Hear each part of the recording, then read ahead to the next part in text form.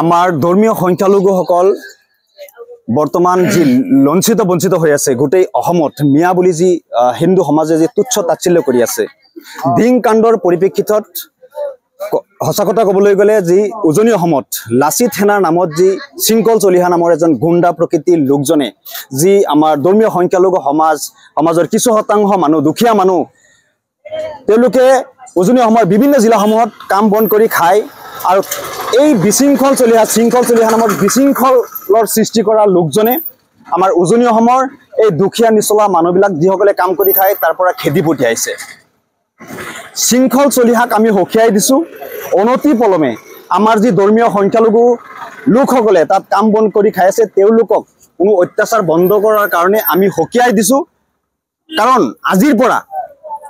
পৰা আমি অনিৰ্দিষ্ট কাললৈ আমাৰ নগাঁও জিলাৰ যি মীন পালক সন্থা আছে আমাৰ নগাঁও জিলাৰ সম্পদ আমাৰ ধৰ্মীয় সংখ্যালঘুৰ হাতত বিহাল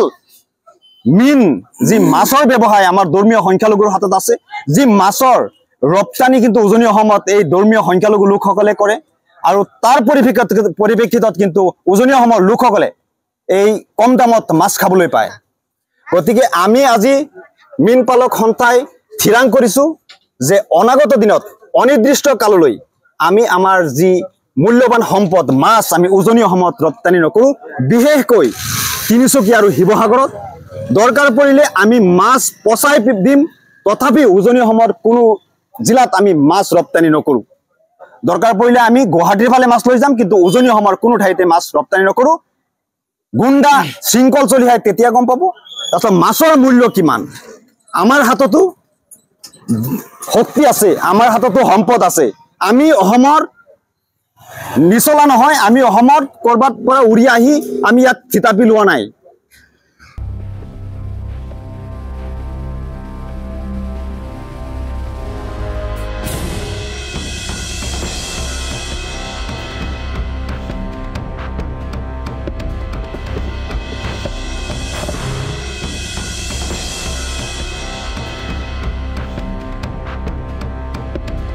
যিকোনো খবৰৰ বাবে যোগাযোগ কৰক